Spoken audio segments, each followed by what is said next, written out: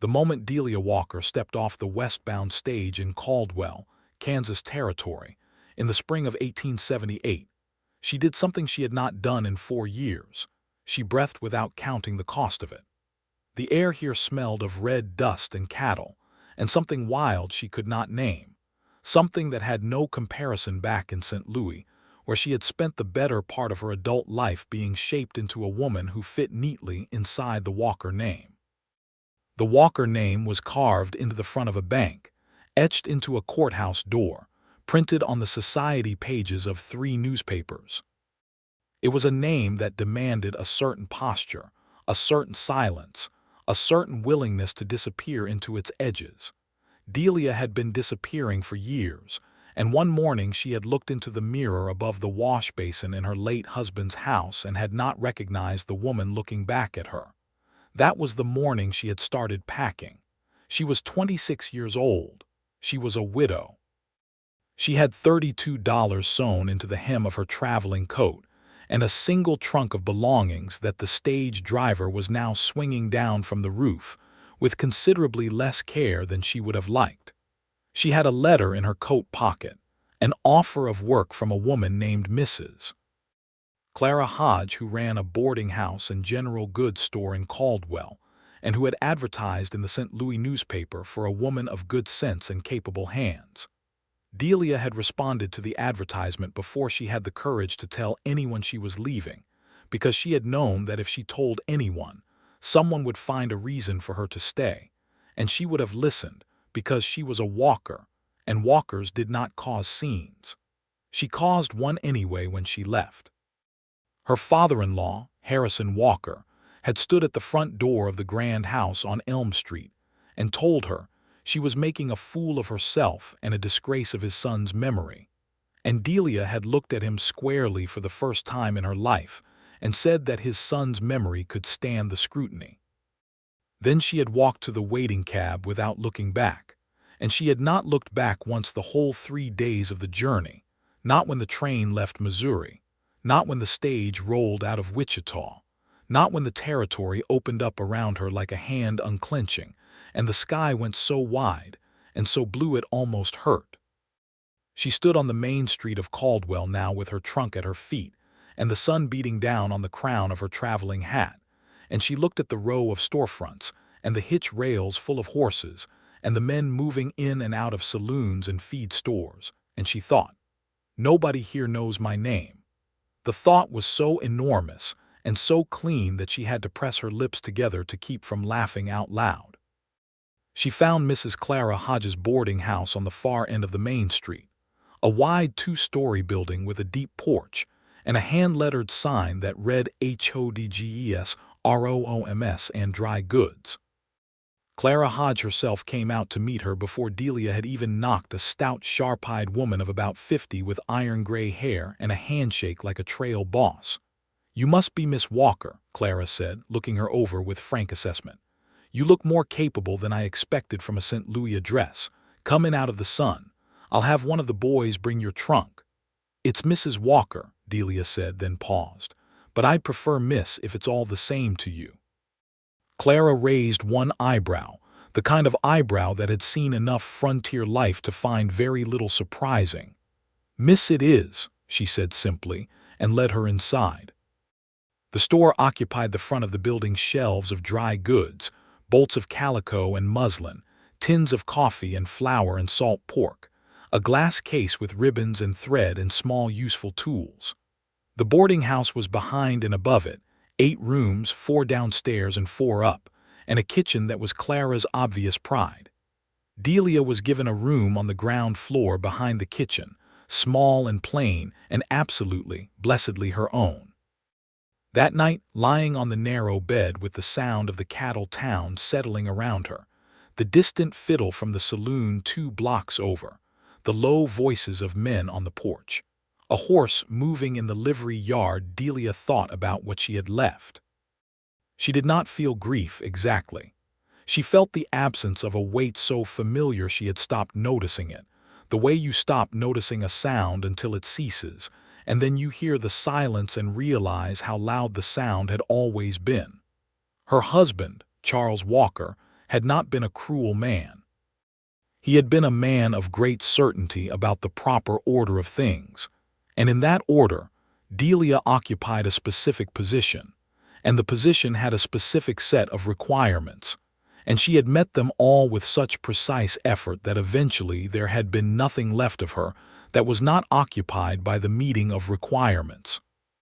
He had died of pneumonia 2 winters past, and she had mourned him honestly because she was an honest woman, but the mourning had been wrapped up in something complicated and sorrowful that she did not yet have the language for, something about the years she had given to the shape of his life rather than the building of her own. She was here now. She was 26 and she was here, and nobody knew her name, and she intended to build something entirely her own. She started work the next morning. Clara was a demanding employer, but a fair one. She expected Delia to manage the store counter in the morning hours, help with meals for the boarders, and keep accounts in the ledger that Clara admitted she found tedious. Delia discovered immediately that she was good at all three, particularly the accounts, which gave her a quiet satisfaction she had not expected. Numbers were honest. They added up to exactly what they were, nothing more and nothing less, and there was a comfort in that she could not quite articulate. The town of Caldwell was a cattle town, one of the main shipping points on the Kishom Trail, and in the spring of 1878 the drives were beginning to come up from Texas. The streets filled with drovers and cowboys, with cattle buyers and gamblers, with all the transient noise and motion that followed the herds. Delia watched all of it from behind the counter with careful attention, learning the rhythms of the place, learning which men were trouble and which were just tired and hungry, learning what the town needed and what Clara needed, and slowly what she herself needed.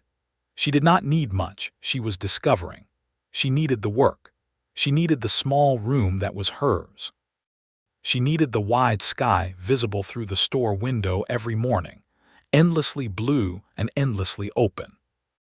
She did not need the Walker name, did not need the Walker house, did not need the Walker expectations that had grown around her like a trellis, shaping her growth until she could not tell any more where the trellis ended and she began. She had been in Caldwell 3 weeks when she first saw Reuben Stone. He came in on a Tuesday morning with 2 other men from the outfit he rode with, a cattle drive out of the Texas Panhandle that had arrived the previous afternoon. She noticed him before he noticed her, which gave her the advantage of composure. He was tall, taller than most of the men who came through the door, with the particular leanness of a man who spent his life in the saddle and the particular steadiness of a man who knew how to be still when stillness was required. He had dark hair that needed cutting, eyes the color of creek water in autumn, gray-green and changeable, and a jaw that had not seen a razor in several days. His clothes were trail-worn but clean, which told her something about him. A lot of things told her things about people if she let them. He bought coffee beans and a paper of tobacco and a new pair of work gloves, and he paid with coin and said thank you in a voice that was low and careful, the way some men had of speaking that made you think they did not say more than they meant.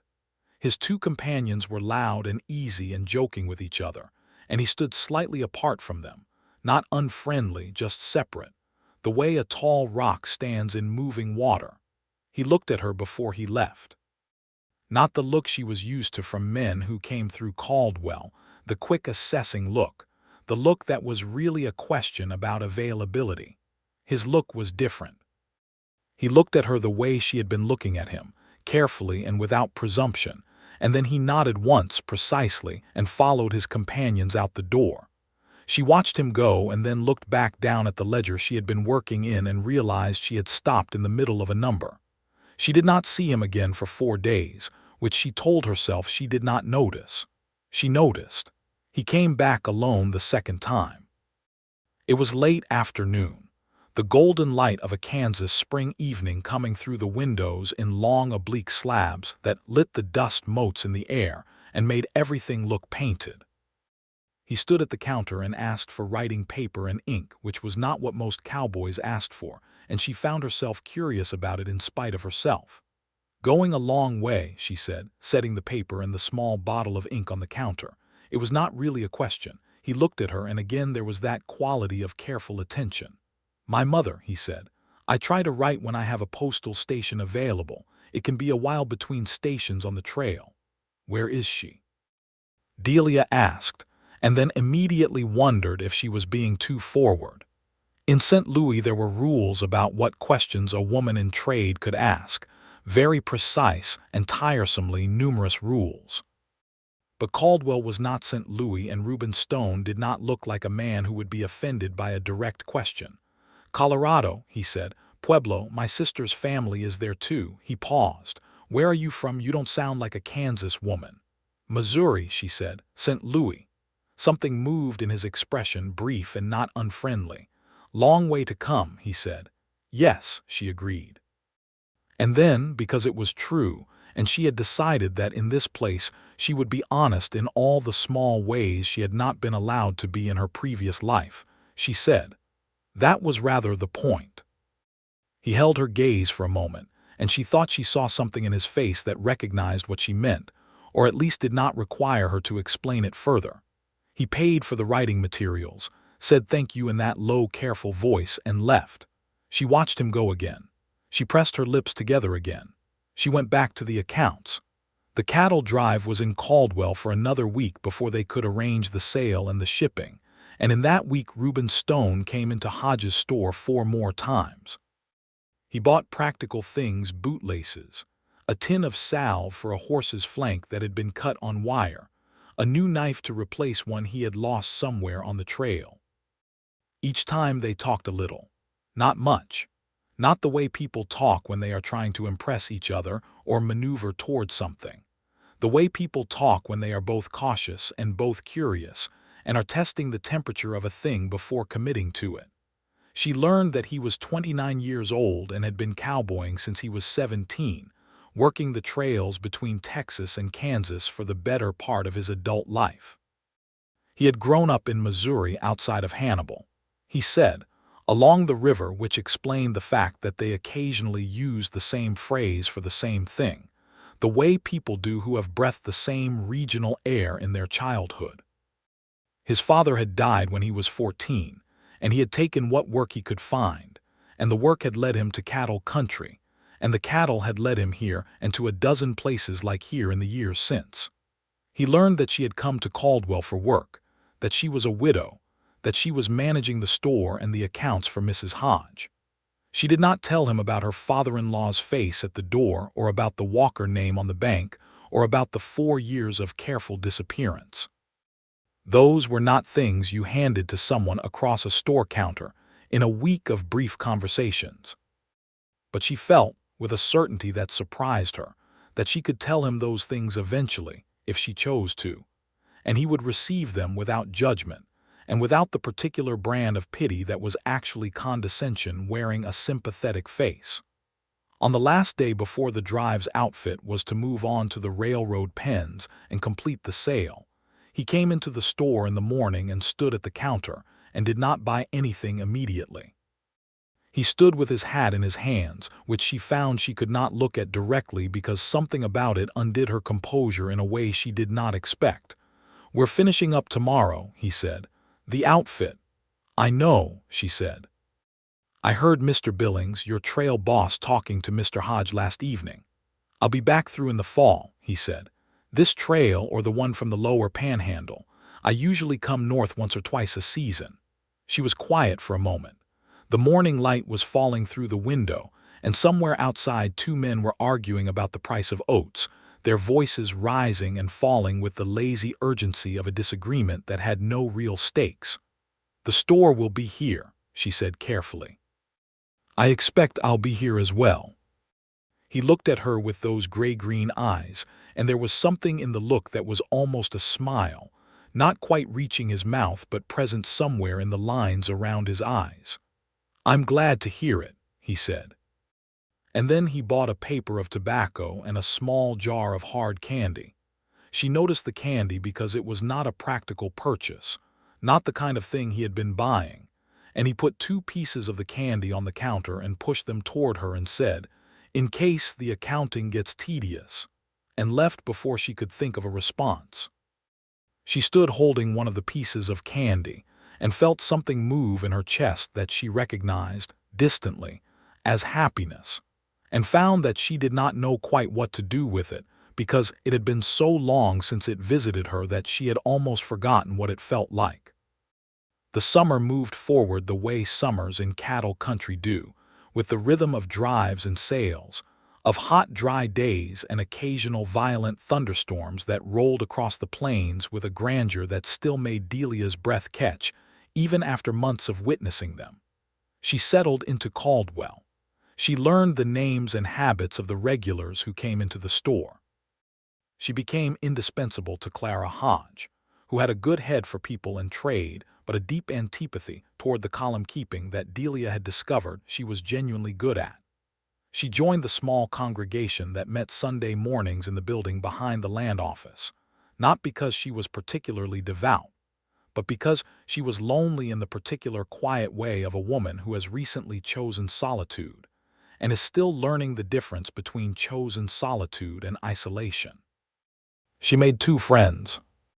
One was Josephine Raines, who was married to the town's deputy sheriff, and who had come to Caldwell from Tennessee 4 years earlier, and who had that particular Southern woman's quality of frank warmth that made you feel you had known her longer than you had. The other was a woman named Bird.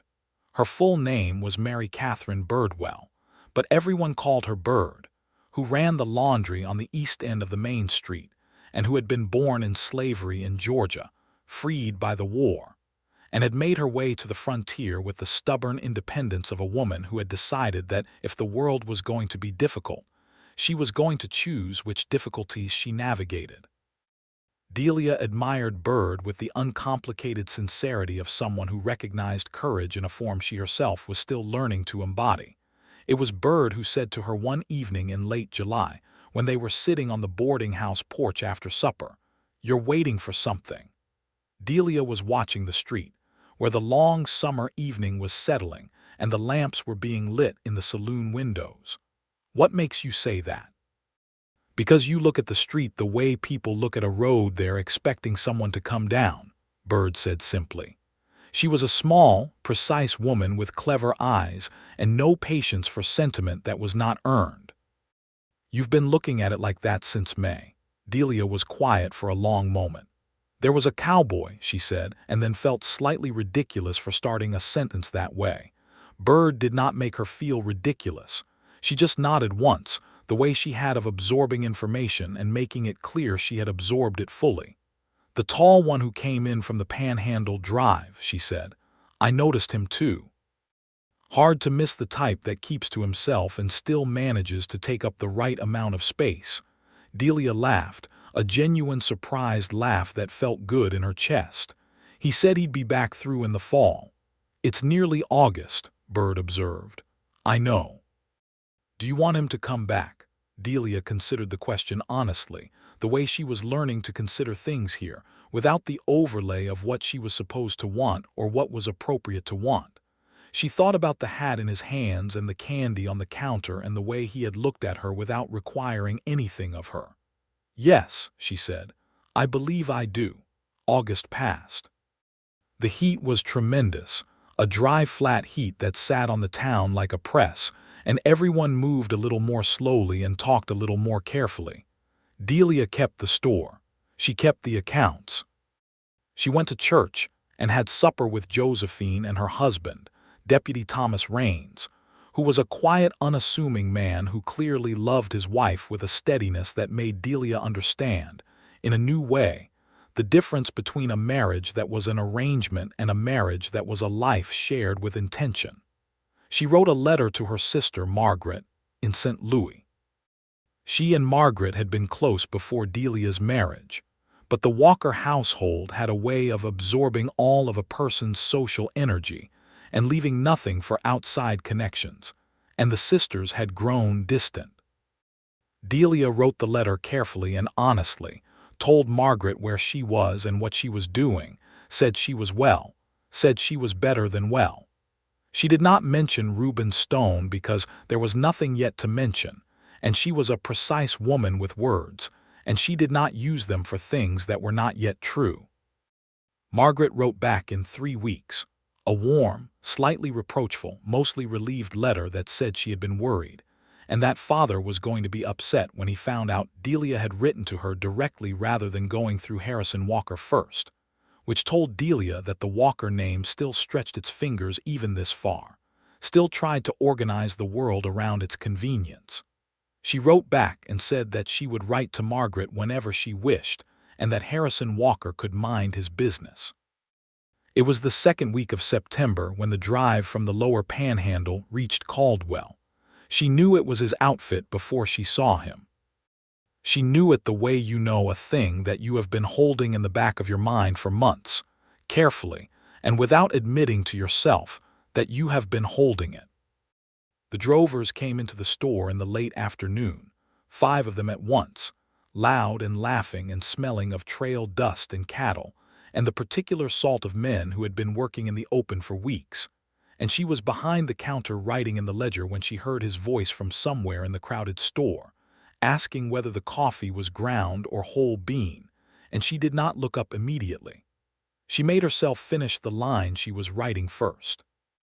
When she looked up, he was at the counter, and he was already looking at her.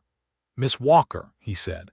"Mr. Stone," she said, and then they both said nothing for a moment, and the store was full of noise all around them, and none of it touched the particular quiet that existed in the foot of space between them. "You're still here," he said. "I said I would be," she told him. Something in his face shifted, the way a landscape shifts when a cloud moves off it and the light comes through differently.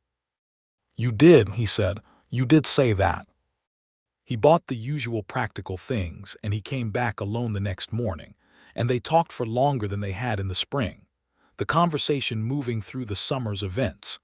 The long drive north with its particular hardships, a section of the Red River that had run high and difficult, a horse that had gone lame 2 weeks from the end, and that he had walked beside for the last portion of the journey rather than abandon and hers.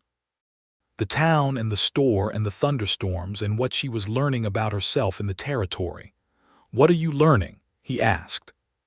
He was leaning against the counter with his arms folded, not in a guarded way but in the comfortable way of a tall man who has been on his feet for months and has found a good position. She thought about it. "That I'm more capable than I was told," she said, "and that the telling was the problem, not the capability." He nodded slowly. "That's a good thing to find out." "It was overdue," she said. He came to the store every day for the week the outfit was in Caldwell. On the 3rd day he asked if he might walk with her to the evening church social that Josephine had organized, a fundraiser for the roof repairs on the church building. And she said yes with a directness that surprised both of them slightly. And they walked there together in the cooling September evening, with the stars beginning to appear over the edge of the plain, and the lamps lit along the main street making orange pools in the dust. And it felt so natural that it also felt alarming. The way something being right can also be frightening because of what it implies about the future. At the social he was easy with people in the careful way she had noticed, not gregarious, not distant, but genuinely present, the kind of man who listens when people talk and remembers what they said. He talked with Thomas Raines about a piece of the trail near the Cimarron River that had been giving trouble all season. He was kind to old Mr. Pettigrew, who was mostly deaf, and told the same story twice to everyone he met, and listened to both iterations with equal patience. He brought Delia a cup of lemonade that was slightly too sweet because Mrs. Pettigrew had made it, and she drank it and thanked him, and he stood beside her and they watched the dancing for a while in comfortable, unremarkable silence. "You don't dance?" she asked. "I dance very badly," he said. "I've been told it looks like a horse trying to do arithmetic." She laughed again. She noticed she laughed more often when he was near than she did at other times, and that it was not a polite social laugh but the real kind that came from somewhere genuine. "I used to dance," she said. "At formal dinners, the kind where the dancing is really a performance more than anything."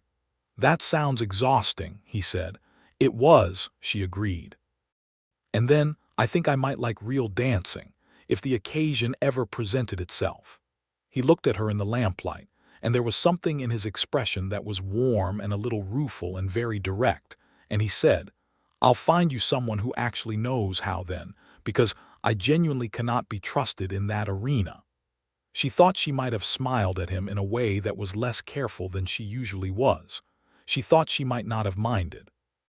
On the last evening before the outfit was to move on, he asked to walk with her again.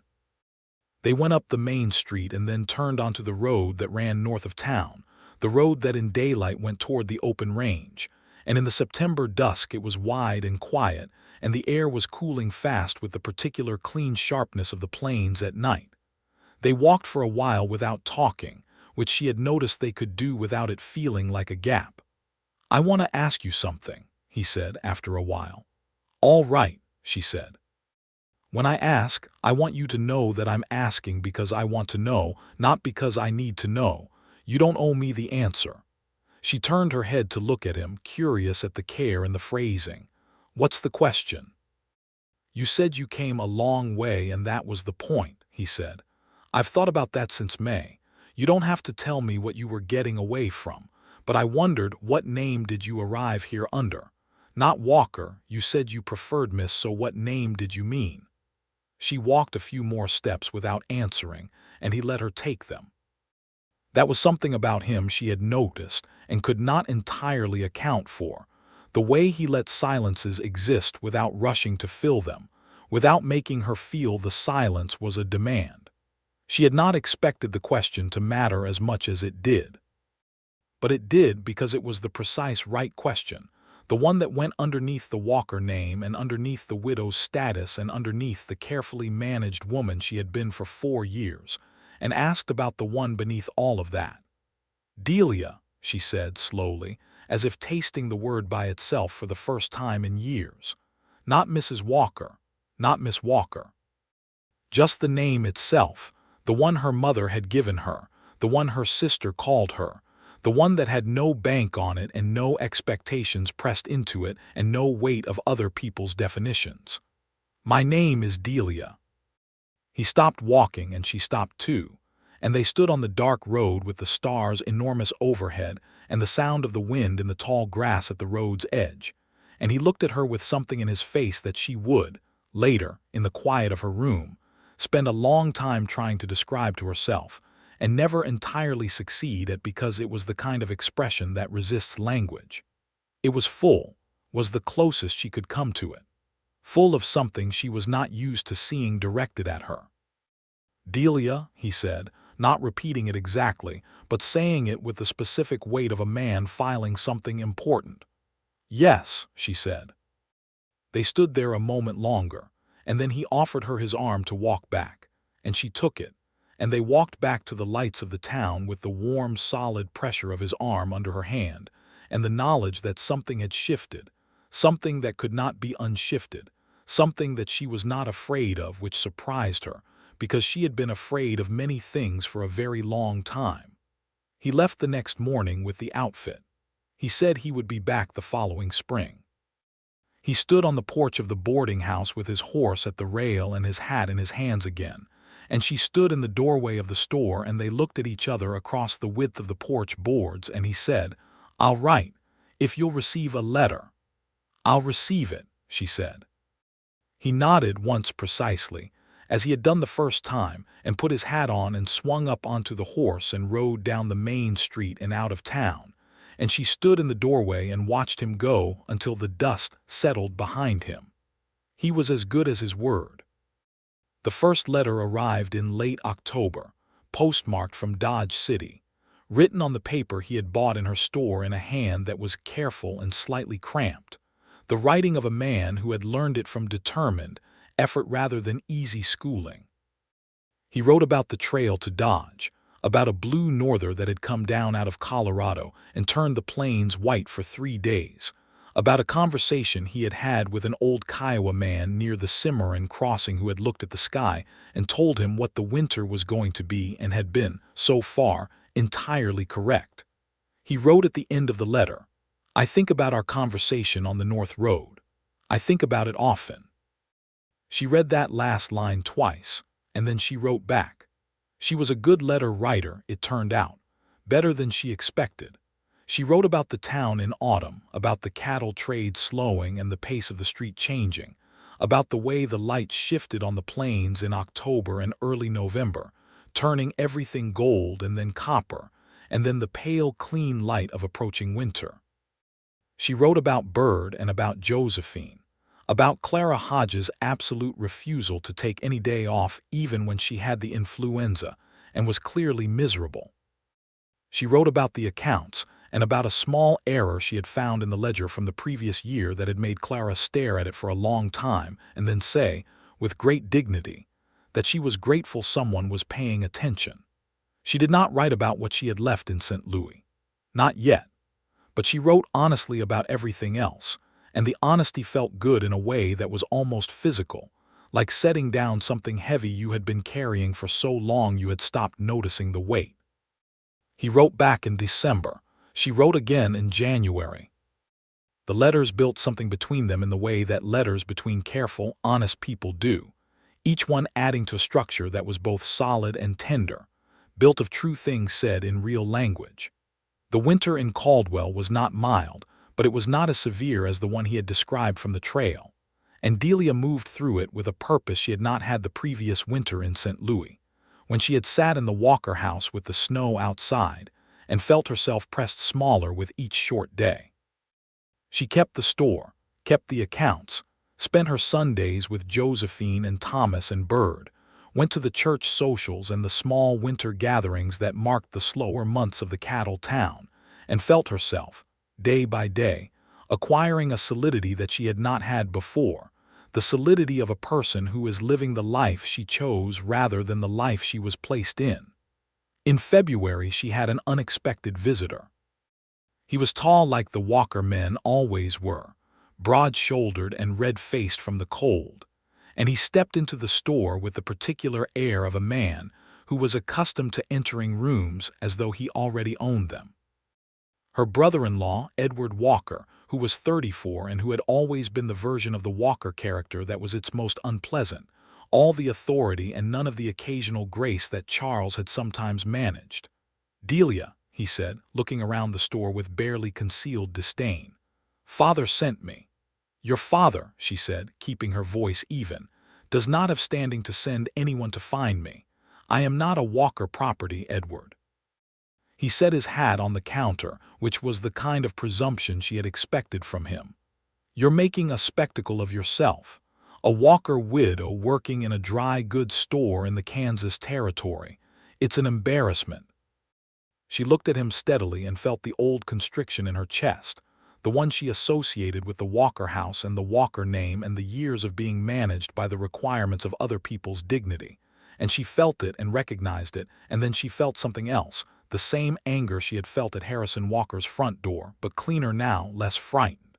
She had been here 9 months. She had made herself here. The solidity she had built was real. "I am not a Walker widow," she said. "I am Delia. I am a woman who keeps accounts and manages a store and who has made a life of her own choosing, and I am going to continue doing that. I would like you to take your hat and leave, please." He stared at her. She could see he had expected many things from this encounter: tears, capitulation, the various forms of compliance she had been so good at in St. Louis, and this was not among them. "Father will disinherit you from Charles's estate," he said, and it was meant to be a threat, and she could hear the faint uncertainty in it, the awareness that it was not landing the way he intended. "Charles's estate was 3 shares in a bank I have never seen and 2 properties that have been in probate for 2 years, because your father won't let the lawyers finish the process," she said. "I don't need his permission for any of it. And I don't need his approval. You may tell him I said so." Edward Walker looked at her for a long moment, and she saw in his face the exact moment when he understood that she was not going to be managed, and that it was going to require a recalibration that he was not prepared to do today. He took his hat. He left without another word, and the bell over the door rang cleanly behind him, and Delia stood at the counter and breathed slowly and carefully until the shaking in her hands stopped. Clara appeared from the back room, where she had clearly been listening. She said nothing, only looked at Delia with those sharp eyes, and then she went to the shelf where she kept the good whiskey, not the trading kind but the real kind, the bottle she brought out for very specific occasions, and she poured 2 small glasses and set one in front of Delia. "Good Lord," Clara said, and they drank. Delia wrote to her lawyer in St. Louis that evening, a man named Mr. Haverford, who was the one person in the professional world connected to the Walker family who she believed was genuinely on her side.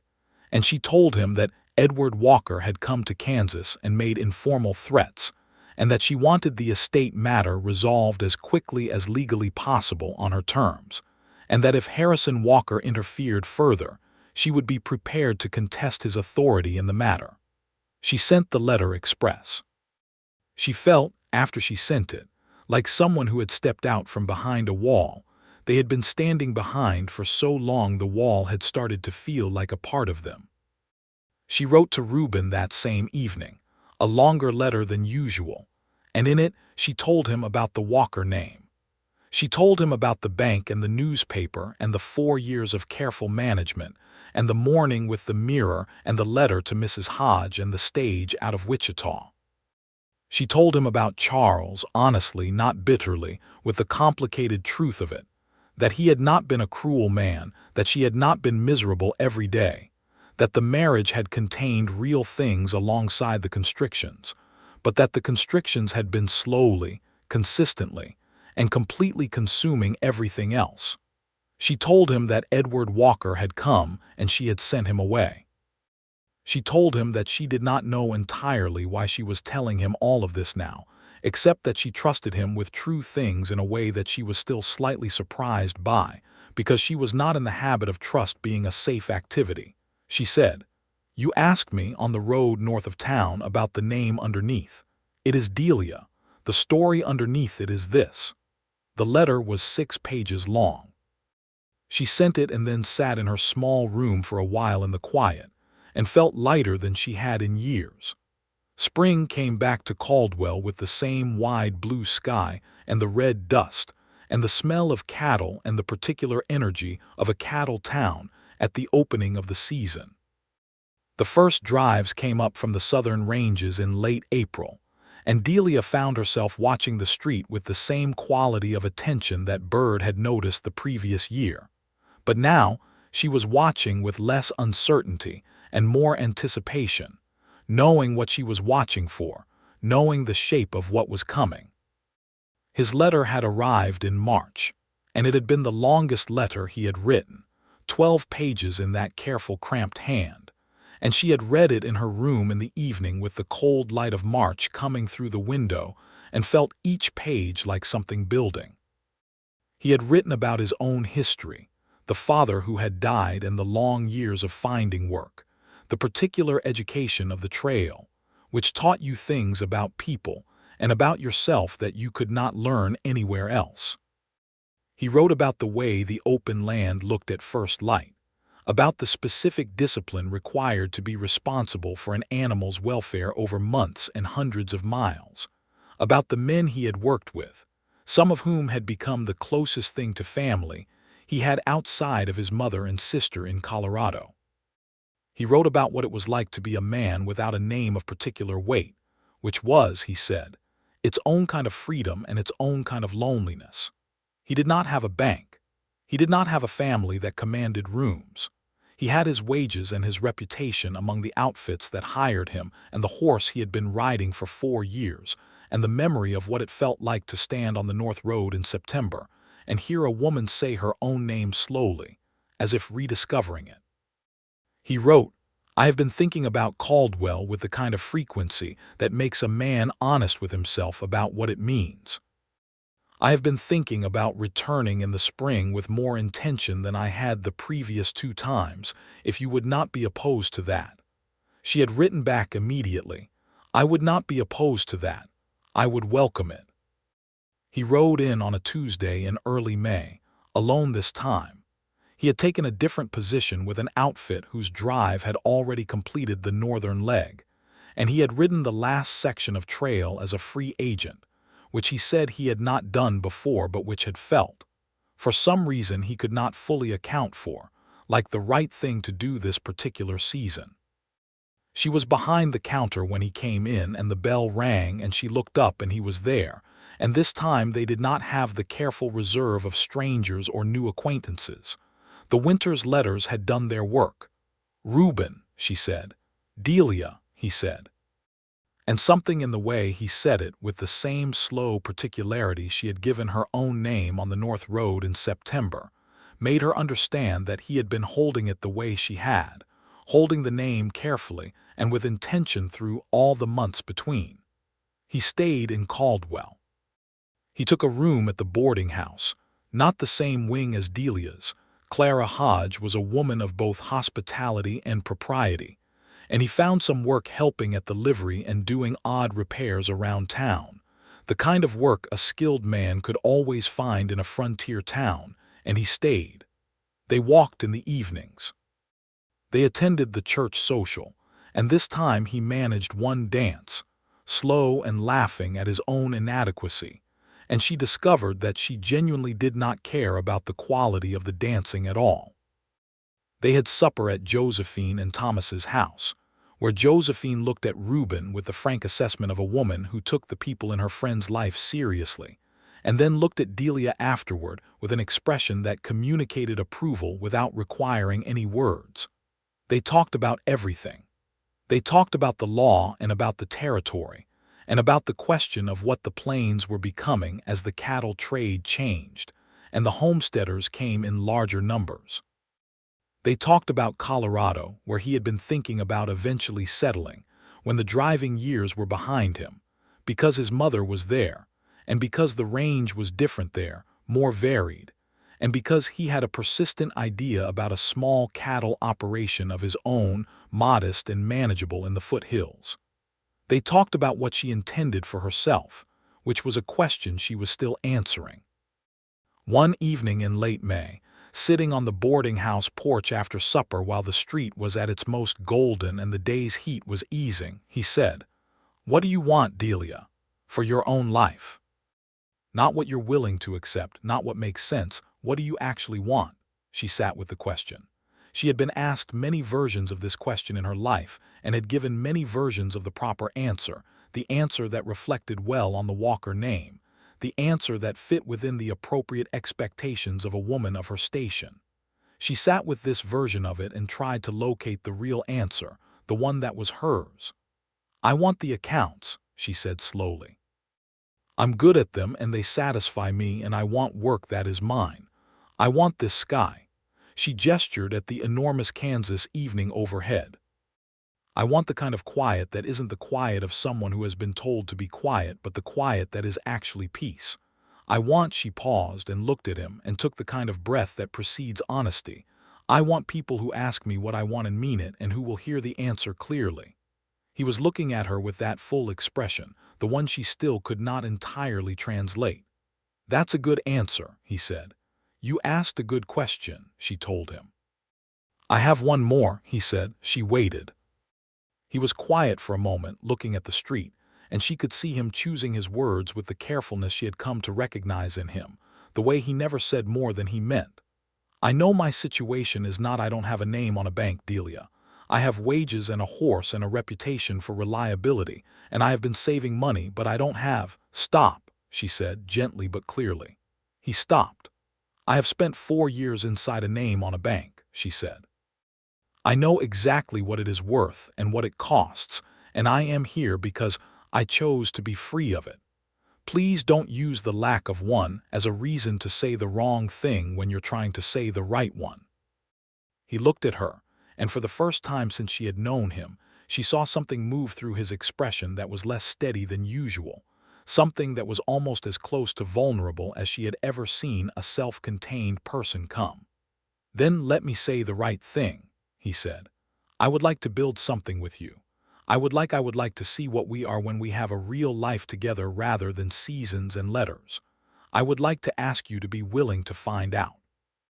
She looked at him in the golden May evening light, this careful, honest, unhurried man, this man who had asked for her real name and had said it slowly, and had held it carefully through a winter's worth of letters, and she felt something settle in her chest with the quiet solidity of something coming home.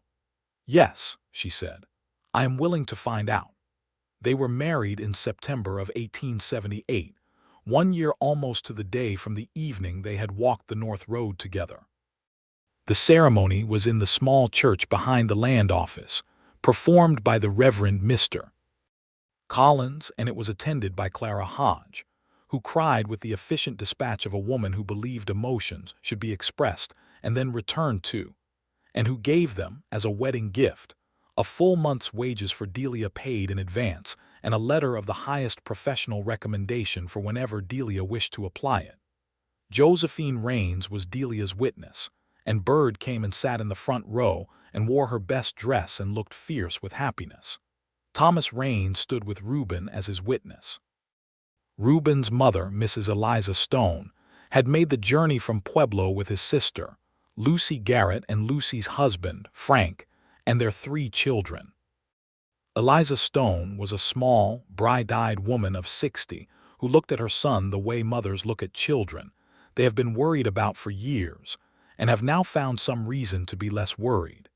And she embraced Delia with a completeness that Delia had not expected, and which she received with the kind of grateful fullness of a woman who had been embraced by in-laws whose affection was contractual, and who now understood the difference.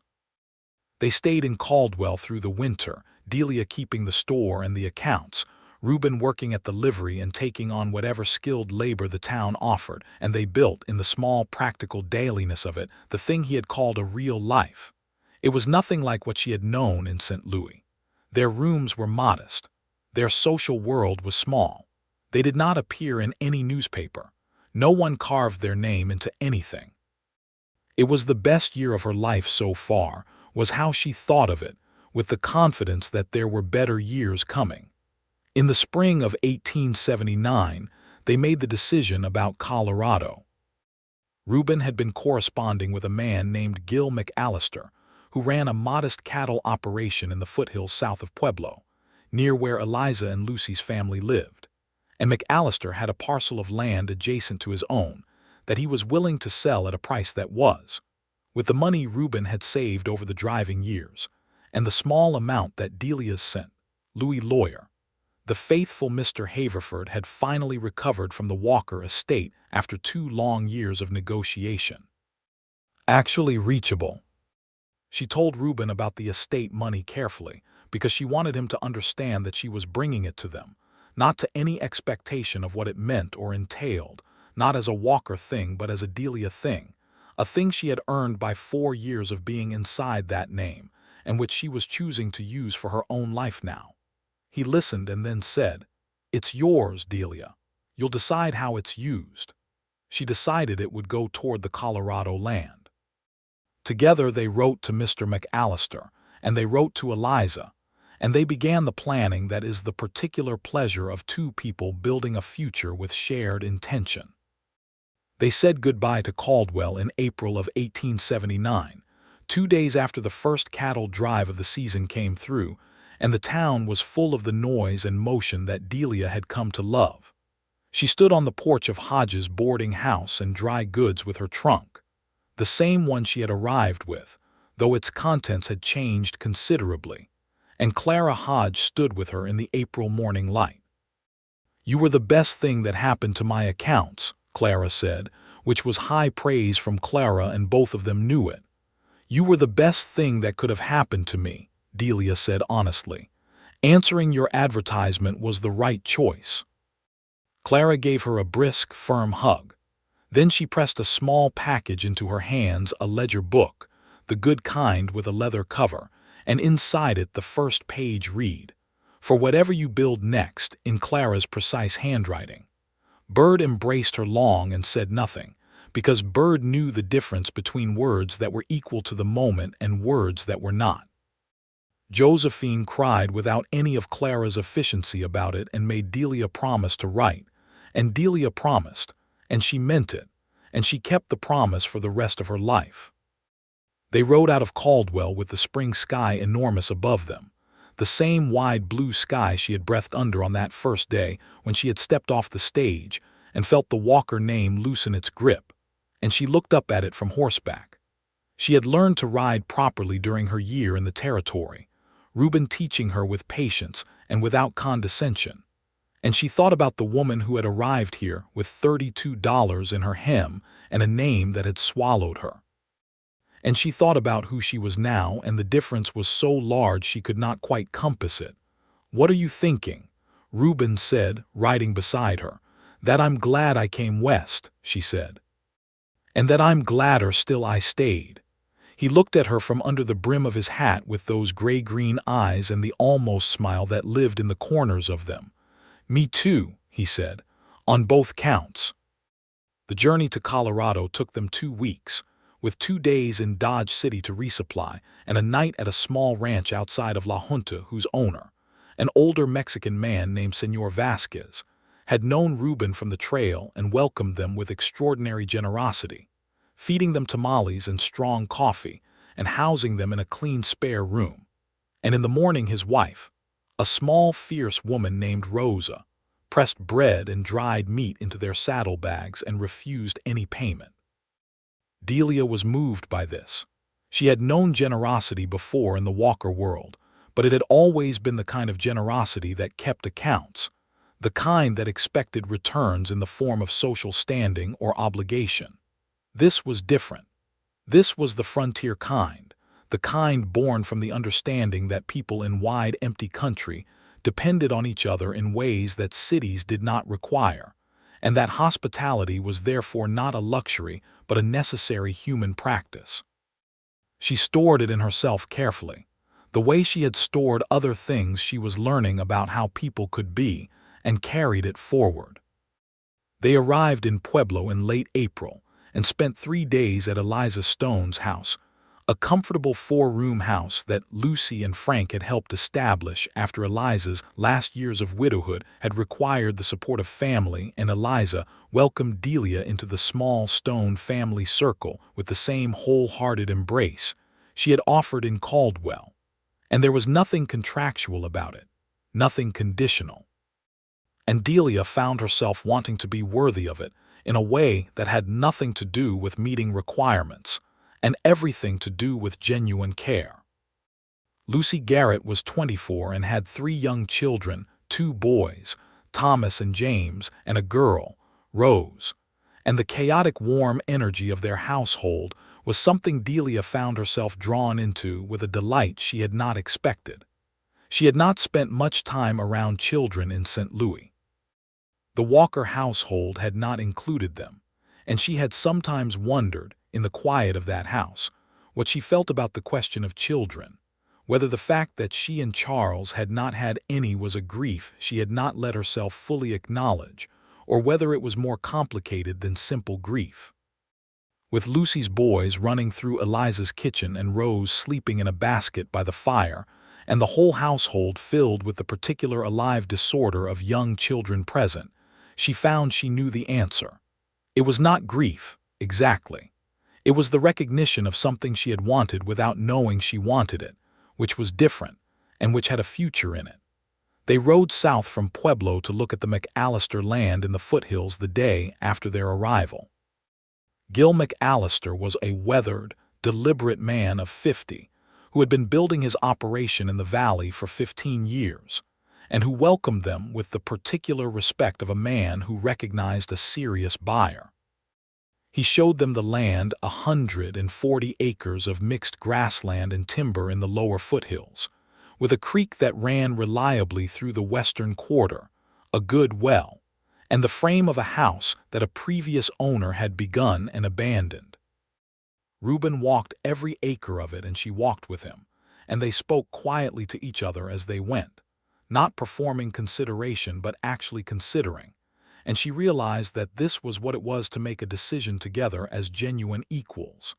Not one party managing the other's opinion, not one voice louder than the other by default, but 2 people actually thinking together with shared stakes and shared intentions. They bought the land. They signed the papers in McAllister's house with McAllister's wife as witness, and when it was done, Delia sat with the deed in her hands, the deed that had both their names on it, Reuben Stone and Delia Stone, and felt something so profoundly her own that she could not speak for a moment. "All right," Reuben said, watching her. "Very all right," she managed. They spent the summer building. There was a great deal of building to do. The house frame needed to be completed and roofed and sided and windowed, which required help from McAllister's hands and from Lucy's husband Frank, and, on 2 excellent productive days, from Frank's neighbors, who came as a group in the frontier tradition of communal barn raising extended to house building, and brought food and tools and good humor. And by evening of the second day, the house had a roof that would hold through winter and walls that would stand against the Colorado wind. Delia organized everything. She kept the accounts and the lists and the ordering of supplies and the feeding of the workers, and she also helped with the physical work in every way she could, and nobody on the McAllister land or among Frank's neighbors tried to remove her from that participation or suggest it was improper. The frontier required capable people and could not afford to distinguish too finely about which category of person the capability came from. She had always been capable. It turned out to be an enormous relief to live among people who found that unremarkable. She also made a discovery about herself that summer that delighted her. She was a good farmer. Not professionally. This was cattle land primarily, and Reuben was the one who knew cattle. But in the domestic agricultural sense, she had a facility for the kitchen garden that she had never had occasion to develop, a sense for what the soil needed and what the plants were doing and how to coax the best yield from a challenging growing season. She grew tomatoes and beans and squash and turnips and herbs, and by midsummer the garden was producing generously, and she was putting up preserves in the pantry they had built against the north wall of the kitchen, with a satisfaction so complete it was almost meditative. Reuben bought 6 cows in August, good breeding stock, carefully chosen. He knew cattle the way she knew numbers, and a bull from McAllister, and began the careful, patient work of building a small herd. He had a way with animals that she had seen in smaller form with horses on the trail and the livery, and now saw in full, a combination of authority and genuine attention that made the animals trust him. She watched him work and felt proud of him in a way that had nothing to do with how it reflected on her, which was new, which was the right kind. They had a neighbor to the north, a family named Alvarez, a Mexican family who had been on that land since before Colorado was a territory, who had land grants going back to the Spanish era, and who were engaged in a perpetual and exhausting fight with newer Anglo settlers and territorial authorities over the validity of their claim. Delia and Reuben both saw this clearly. It was the kind of injustice that the frontier was full of, the pushing aside of people who had been in a place longer by people who arrived with the authority of the new order. Miguel Alvarez was a dignified man of 45 who did not complain, but who was clearly fighting a battle that cost him considerable energy. And his wife, Carmela, and their 5 children were a family of obvious solidarity and capability being worn down by a fight they should not have needed to fight. Delia wrote a letter on their behalf to the Territorial Land Office, citing the historical grants and the legal precedent, and doing so with the precision that came from having spent years in close proximity to legal and financial matters, even if she had never been permitted to participate in them directly. She wrote it in the name of the community and had McAllister sign it as well, and she was not sure it would accomplish anything, but she was not willing to be the person who watched an injustice proceed and said nothing. Reuben knew about the letter before she sent it and said, "Send it." It was not resolved quickly. These things never were. But it was not ignored either, and the Alvarez family knew the Stones had seen them and had spoken, and what that meant in the larger quietness of neighboring was not small. The house was finished before the first snow. It was modest by St. Louis standards and by the standards of anything the Walker name had occupied, but it was solid and warm and entirely theirs, with a kitchen that she had organized exactly as she wanted it, and a room they had set aside, not quite knowing why yet, but both of them knowing it was right to set it aside, with a small window that faced east and caught the morning light beautifully. The first Colorado winter was long and cold, and they spent it the way frontier people spend hard winters, with the work of keeping the animals alive and the fire banked, and the supplies managed, and with the particular closeness that comes from being two people sealed in by weather and choosing to find it good rather than oppressive. They read to each other in the evenings. She had ordered books from the Denver bookseller, a small but carefully chosen collection, and they played cards, and she taught him to keep the more complex accounting she had learned from Clara's ledgers, and he taught her things about the land and the season and the animals that she absorbed with the same attentive precision she brought to everything. On a January evening with the snow falling heavily outside and the fire going well in the front room, he said, out of a comfortable silence, "I want to tell you something." "Tell me," she said, looking up from her book. "I have not been a person who expected much from life," he said. "Not self-pity, just accurate accounting, as you would say. My situation did not suggest that a great deal was available." He was quiet for a moment. "I was wrong about that." She looked at him, this man who had learned what he knew the hard way, who had ridden the long miles of the Kishom Trail year after year with his hat down against the wind and his wages in his pocket and his letters to his mother in Pueblo, this man who had walked into a dry goods store in Caldwell and bought writing paper and said thank you in a voice that meant exactly what it said. "You were wrong about that," she agreed softly. "I wanted to say it clearly," he said. "In case I don't always say it clearly enough." "You say things very clearly," she told him. "That was one of the first things I noticed about you." He crossed the room and sat beside her on the bench, and she leaned against him, and they watched the fire for a while, and outside the snow kept falling, and inside the house was warm. In the spring of 1880, Delia discovered she was pregnant. She sat with the knowledge for a day before she told Reuben, not because she was uncertain about telling him, but because she wanted the first day of it to herself, to be solely hers, this enormous small fact growing quietly inside her. She told him on the second morning at breakfast, and he was very still for a moment in the way he had of receiving important things, and then he said, "Good," and she could hear all the things that were inside the single word, the same way she had learned to hear the things inside his careful silences. "Good," she agreed. Eliza Stone came down from Pueblo in August to be with them, and Lucy came too, with the children, and the house was full in a way that was chaotic and warm and nothing like the Walker house had ever been. The birth was in October, the same month the planes went gold, attended by the doctor who came out from Pueblo and by Eliza and by Carmela Alvarez, who had delivered babies before and whose calm competence was more settling than almost anything else could have been. The baby was a boy. They named him James Elias Stone, James for Reuben's grandfather and Elias for no one in particular, but because it sounded like a man who would stand up straight. He was healthy and loud about it, and had Reuben's gray-green eyes and Delia's dark hair, and an opinion about everything from the first hour that suggested he was going to be a person of considerable character.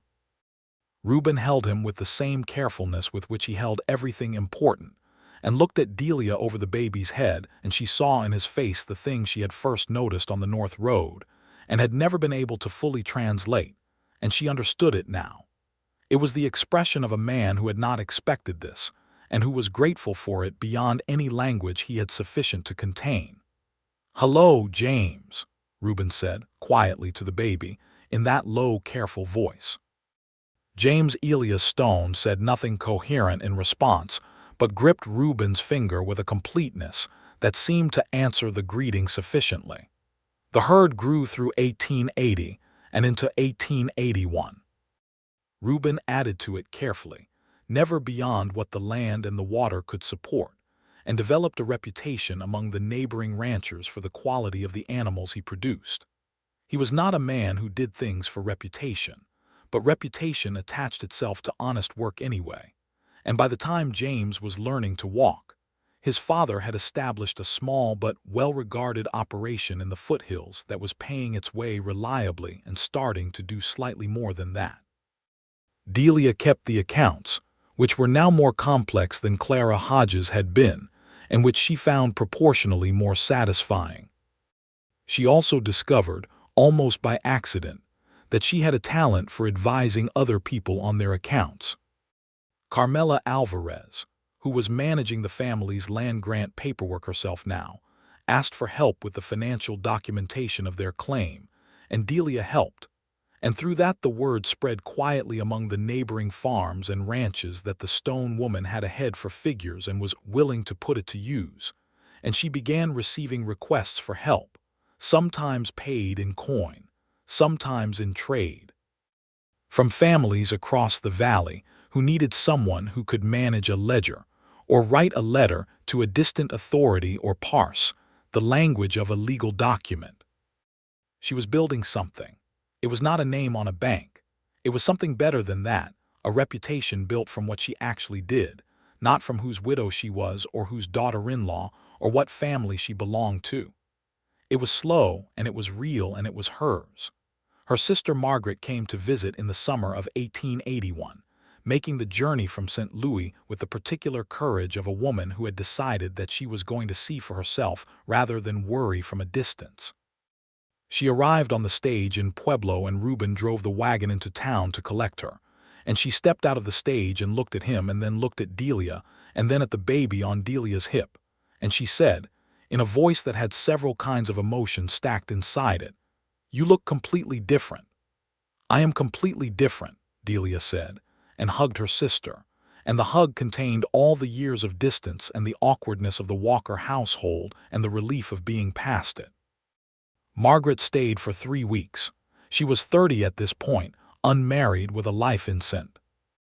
Louis that was comfortable and slightly airless in the way Delia recognized from her own years there, and she walked around the Stone property and helped in the garden and held James with the careful delight of a woman who was meeting her nephew for the first time.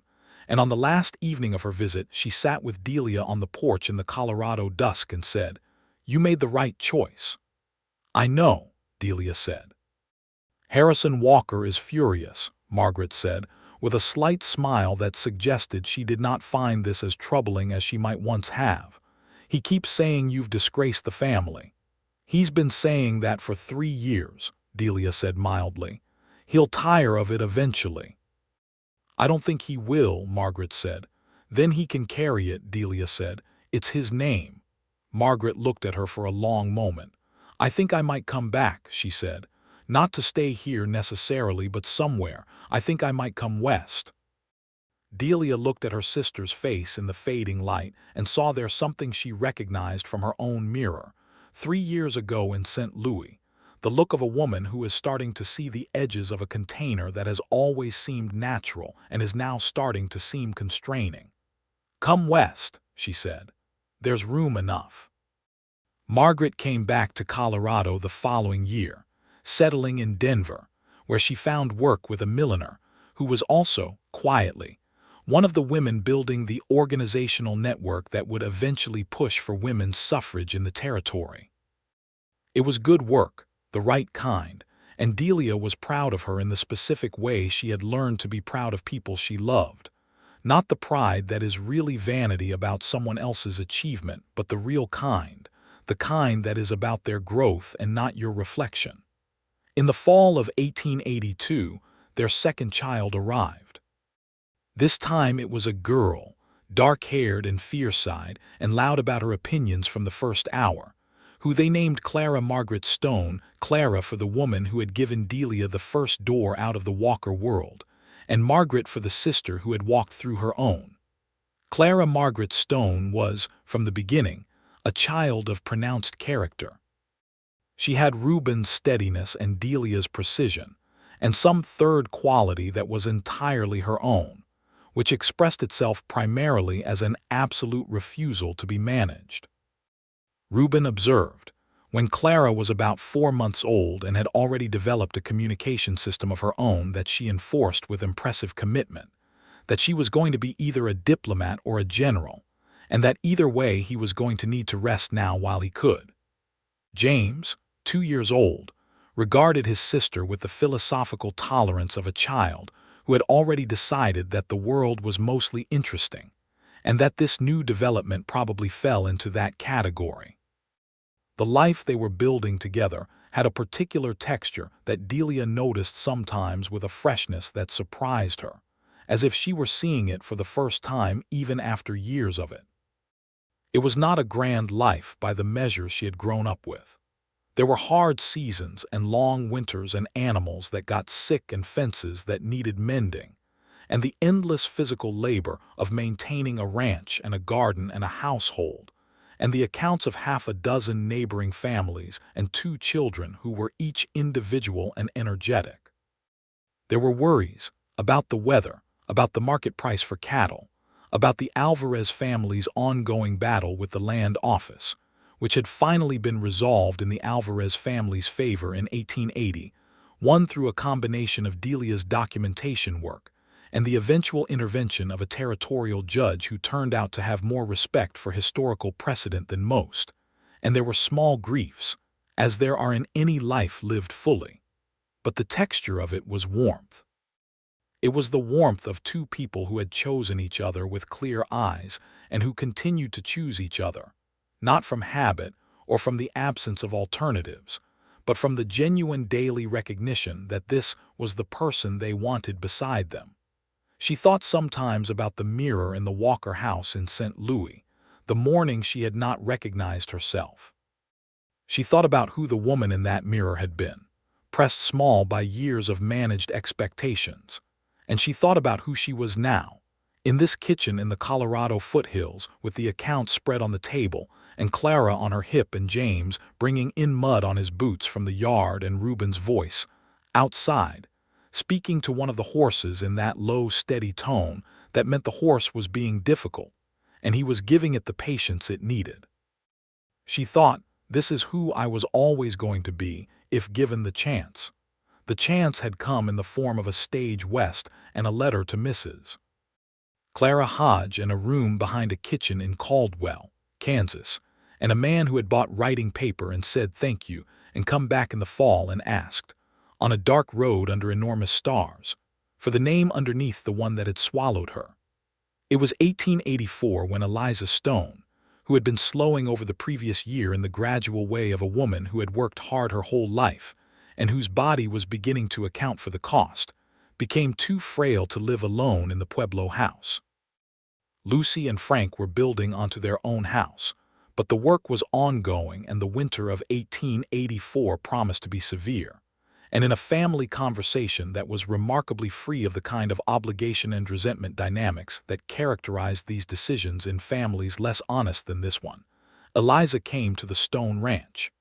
Delia set up the east room for her, the one with the morning light, the one they had set aside without quite knowing why, and now the reason was clear. Eliza settled into it with the dignity of a woman who knows how to inhabit a space gratefully without dominating it, and she became a presence in the household that was wholly good.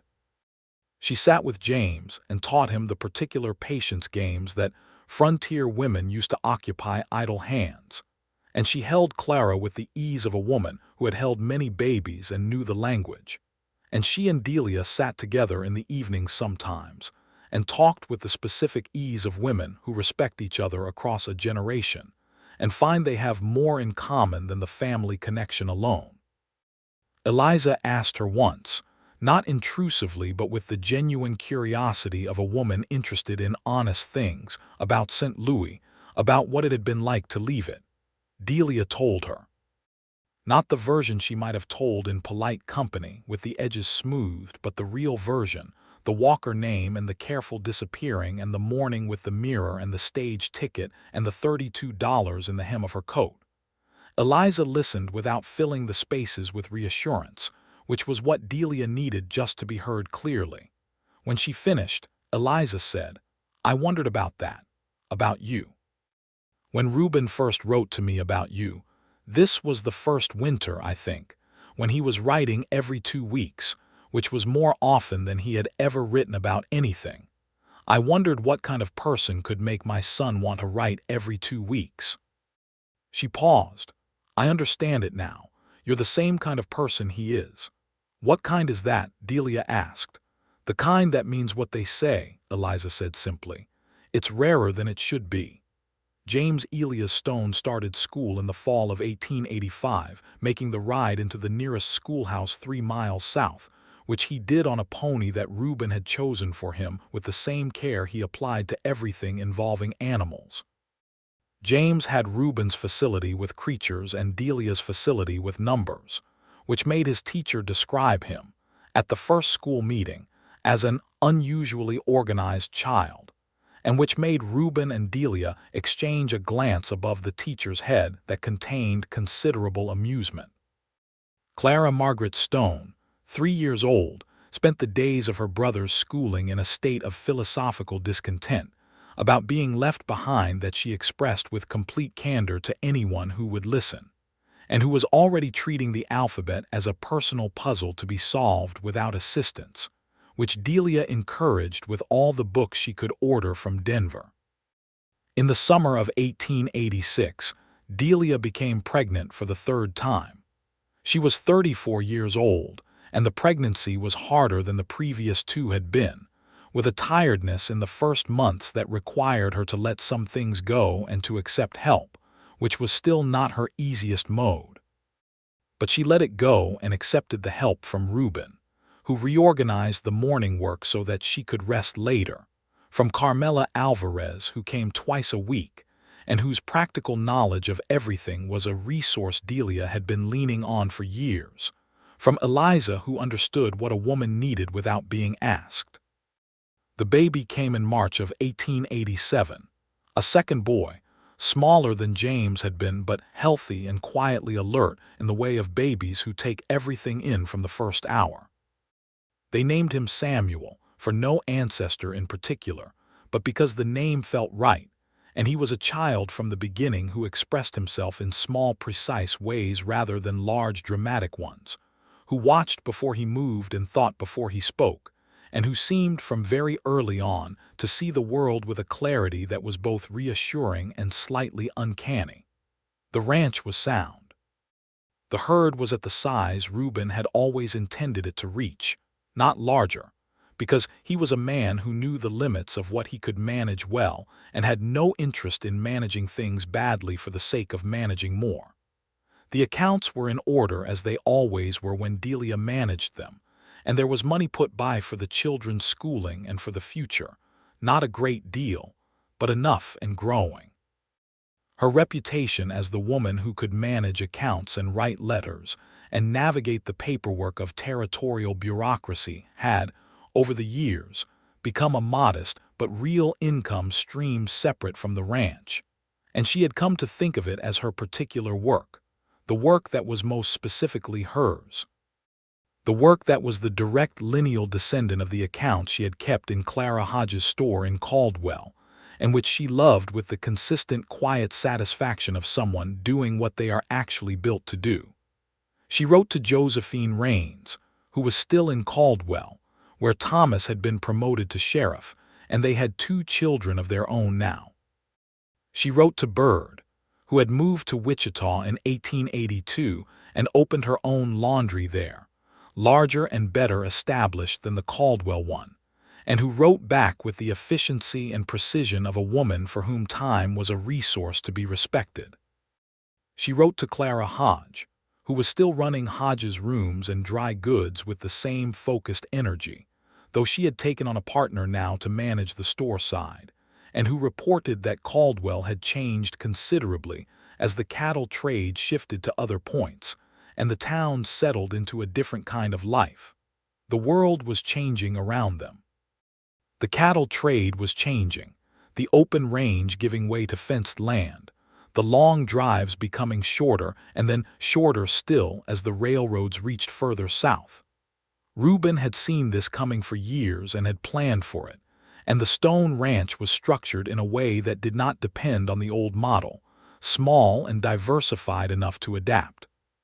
He was 42 now, and the years in the saddle were visible in him in the way of a man who has used his body honestly and not wasted it, and he moved through the work of the ranch with the same steady deliberateness she had noticed in the store in Caldwell, the quality of a man who knew what he was doing and did it without performance. She was 40 now herself, in 1892, and she felt the accumulation of the years differently than she had expected when she was younger. She did not feel the weight of time so much as the weight of what time had been filled with, and it was a good weight, the weight of things built and chosen and tended. She was not the woman in the mirror in St. Louis. She had not been that woman for 14 years, and when she thought of her now, it was with the specific tenderness one has for a past self who did not yet know what was coming.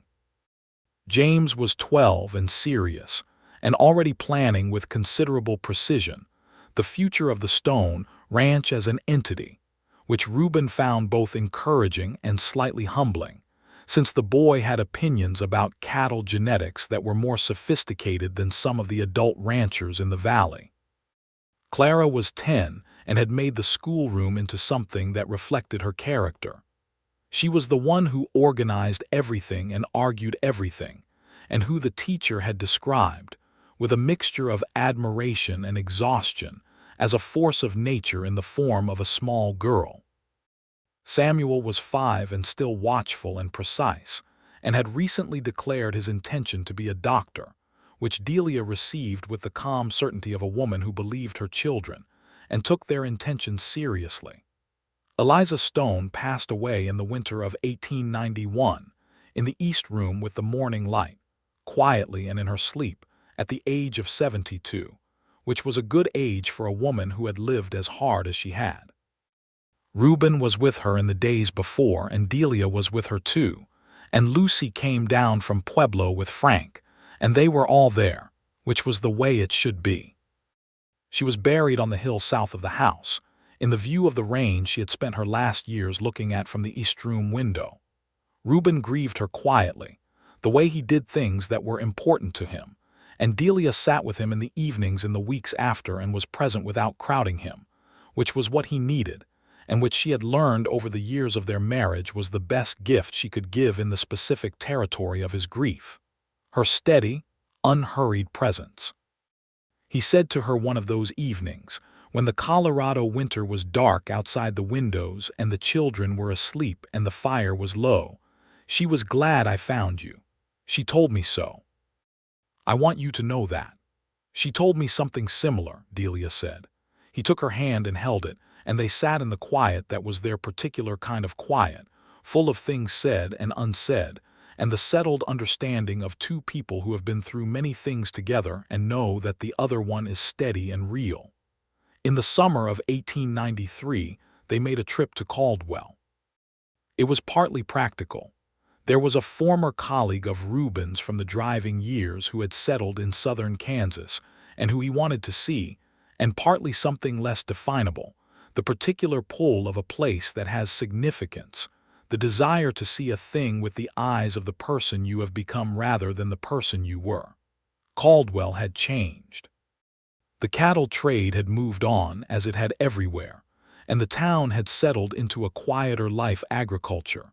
Some trade, the small service economy of a rural Kansas town, rather than the roaring cattle shipping center it had been in 1878. The boarding house was still there, though the dry goods store had been separated from it and was under different ownership. Clara Hodge still lived in Caldwell, though she was not managing the store anymore, and she received them in the parlor of the house she had retired to with the same sharp-eyed assessment and the same brisk embrace. "You look well," Clara said to Delia, with the tone of a woman who expected nothing less but was verifying it anyway. "I am well," Delia told her. "Very well." They found the North Road, she and Reuben, on their last evening in Caldwell. It was a September evening, which was right. The sky the same enormous September blue that it had been 15 years before when they had walked it the first time. They walked out along it in the early dusk with the grass moving in the wind at the road's edge, and it was different. The town behind them was smaller and quieter, and it was the same, because the sky was the same and the wind was the same, and they were both there. He stopped at about the same place they had stopped before, or close enough, and they stood and looked at the sky for a while without speaking. "I said my name slowly right here," she said. "You did," he said. He looked at her in the September light. "Delia." She felt it the same way she always felt it when he said it, with the specific weight of a man who meant what he said and always had, who had asked for the real thing and received it, and had held it carefully for 15 years without ever treating it as ordinary. "Yes," she said. "That's me." He put his arm around her, and she leaned into him, and they stood on the North Road outside Caldwell, Kansas, in the September dusk of 1893. And the prairie was wide around them, and the sky was going all the colors of a plains evening, pink and gold, and then the deep blue of the coming dark. And somewhere behind them, the lamplit windows of the town were beginning to appear. And somewhere ahead of them, the road ran out into the open range that had once seemed to Delia like escape, and now seemed like something better than that, like home in the largest sense. The home that is not a building or a name, but a life you have actually built. She was 41 years old. She had 3 children and a ranch and the accounts of half a valley's families, and a sister in Denver fighting for women's suffrage, and a dead friend in a cemetery on a hill, and a living friend in Wichita with her own laundry, and another in the parlor 2 streets over with sharp eyes and an empty bottle of good whiskey. And she had 15 years of chosen life behind her and however many more ahead. And she had, standing with his arm around her in the September dusk, the man who had asked for the name underneath. She had not been swallowed by a name in 15 years. She breathed the prairie air, the same air she had breathed on the first day she stepped off the stage, red dust and something wild and unnamed. And she thought that this was what she had come west for. Not just to escape something, but to find this specific solidity, this life that was hers in every sense. Reuben said, in that low, careful voice, "We should head back before dark." "We should," she agreed, and neither of them moved for another long moment. Then they walked back toward the lights together, and the sky went dark above them, and the stars came out over the Kansas plain with the same enormousness they always had, indifferent to names and full of everything. The years after that were the fullest kind of ordinary. James Stone took on more and more of the ranch work as he moved through his teens, developing his own methods and ideas with the respectful stubbornness of a young man who has learned from good teachers and is ready to test his own thinking. He was 17 in 1897, and had the kind of confidence that comes from being raised by people who expected both capability and decency, neither more nor less, and who had modeled what both looked like in practice. Clara Stone, at 15, was already the kind of person who walked into rooms and quietly reorganized them, who had opinions about the territorial newspaper and the school curriculum and the land management practices of the valley, and who had begun writing letters of her own to the newspaper editor, to the school board, to anyone she thought needed to hear a clear argument put plainly. Delia watched her daughter do this and felt a pride so particular it was almost bewildering, the pride of seeing a person be entirely herself, without apology or management. Samuel, at 10, was quiet and precise and reading medical textbooks borrowed from the doctor in Pueblo with the focused intensity of someone doing preliminary work. Delia ordered him every medical text she could find and paid for them with the account management income and told him they were his. In the fall of 1899, James Stone married a young woman named Ana Vasquez, no relation to the Señor Vasquez who had housed them on the road to Colorado 20 years before, but from the same Broad Valley community, the daughter of a family who had ranched adjacent land for a generation. She was 20 years old and had her own opinions about everything and a laugh that was probably audible in the next county, and which James clearly found no less than essential to his existence. Their wedding was on the ranch, in the yard with the mountains visible behind the house, and Delia stood with Reuben and watched her eldest child marry and felt the particular complex fullness of that moment, the joy of it, and the receding of one era and the beginning of another, and the fact that it was good. She turned 47 that year. Reuben was 50. He was the same person he had always been, only more so steadier, if that was possible, and with a quality of settledness that was not complacency but satisfaction. The satisfaction of a man who had done the work he intended to do and done it honestly. Clara Stone went to Denver in 1901, at the age of 19, to live with her Aunt Margaret, now a well-established figure in the Denver women's suffrage movement, and to pursue what she called, with the precision of a young woman who did not use words carelessly, the work of making things more fair. She was going to study and to organize and to write, and she was going to be very good at all of it. Delia embraced her at the stage in Pueblo and held her longer than she had intended to, and Clara held her back with the same fierceness she applied to everything, and then she got on the stage and didn't look back, which was so thoroughly the correct decision that Delia almost laughed and cried at the same time. "She's going to move something," Reuben said, standing beside her as the stage rolled away. "Mountains, probably," Delia agreed. He put his arm around her and they stood watching the stage go, and then they turned and walked back to the wagon.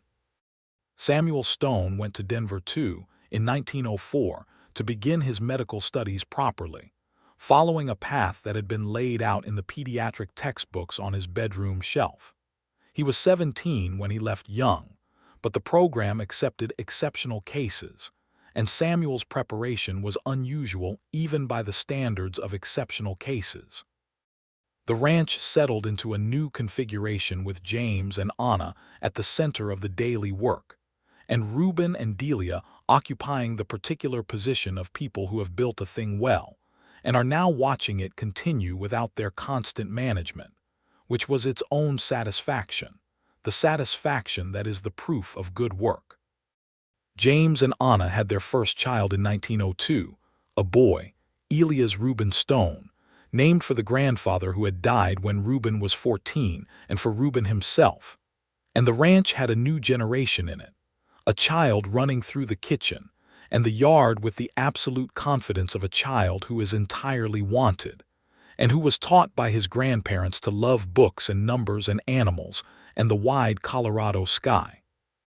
Delia kept her account management work into her 50s, doing it from the house with the mail and occasional visits from the families she worked for, and she found it did not diminish in satisfaction with familiarity. It was still honest work. Numbers still added up to exactly what they were, nothing more and nothing less. She received a letter in the spring of 1905 from a woman in Caldwell who had seen a reference to her account management work in a letter from someone in the Pueblo area, and was writing to ask for advice about a complicated estate situation involving property in 2 territories. Delia read the letter with the attention she gave all professional correspondence, and then she looked up and thought about the stage she had arrived on in Caldwell in 1878 with $32 in her hem, and a name she was escaping, and she thought about the woman who would receive a letter like this and know how to answer it, and understood that she had built that woman herself, year by year, in the precise and unhurried way she built everything. She wrote a detailed and thorough reply, and she signed it, Delia Stone, not Mrs. Stone, though she was, profoundly and happily, not Miss Stone. Just Delia Stone, the way she had said her name on the North Road to Reuben Stone slowly, and with the weight of the thing itself, the real thing, the name underneath the one that had swallowed her, and the name underneath that one, the first and most essential name, the one that was hers before anyone else gave her any other. In the summer of 1906, Reuben and Delia sat on the porch of the house they had built in the Colorado foothills on a July evening, with the mountains visible to the west going pink in the sunset light, and the sound of Elias playing in the yard, and the smell of Anna's cooking coming through the kitchen window and James's voice from the barn, where he was doing the last of the evening work. And the warmth of the day, easing off into the particular clean Colorado evening that Delia had loved since the first time she had seen it. She had a letter in her lap from Clara, who was in Washington now and working with the National Suffrage Organization, and who wrote with the energy and precision of someone who had found her exact right work. She had a letter from Samuel, too, who had completed his medical training and was establishing a practice in Denver with a clarity of professional purpose that his parents found entirely in character. She had a letter from Margaret, still in Denver, who was in excellent health and spirits and who had, she mentioned casually in the third paragraph, made the acquaintance of a widower of good character who was taking her to dinner next week, which Delia intended to ask about very specifically at the earliest opportunity.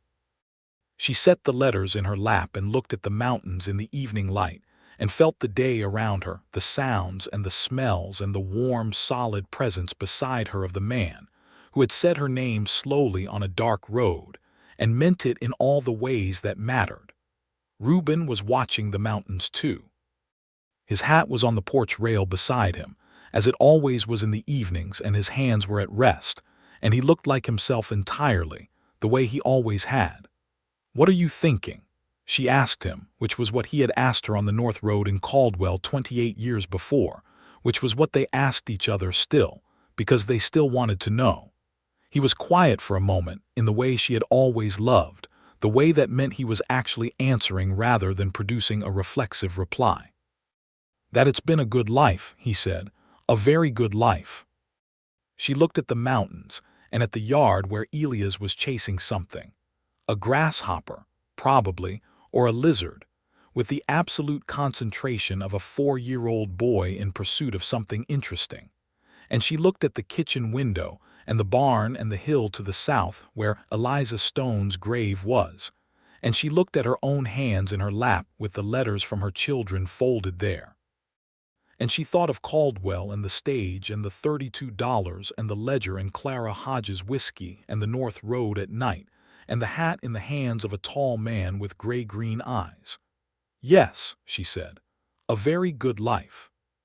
He took her hand, and they sat in the Colorado evening with the sky going all its colors, and the mountains going purple and then dark, and the first stars coming out, and they were together in the warmth and the quiet, and everything that needed to be said had been said, and everything that needed to be built had been built, and everything that had been lost or left behind had been accounted for and released and mourned honestly, and the space it left had been filled with true things. Delia Stone, not Mrs. Walker. Not the woman in the St. Louis Mirror, not the name on the bank or the name in the newspaper or the name that had pressed her small and required her compliance. Delia Stone, who had come to the territory to escape a name that had swallowed her, and had found instead the name she was going to carry forward, the one she said slowly on a dark road to a man who meant it when he asked, and who had been building toward her for all the years he had been riding trails and writing letters home and buying writing paper in dry goods stores and saying thank you in a voice that meant exactly what it said. She squeezed his hand.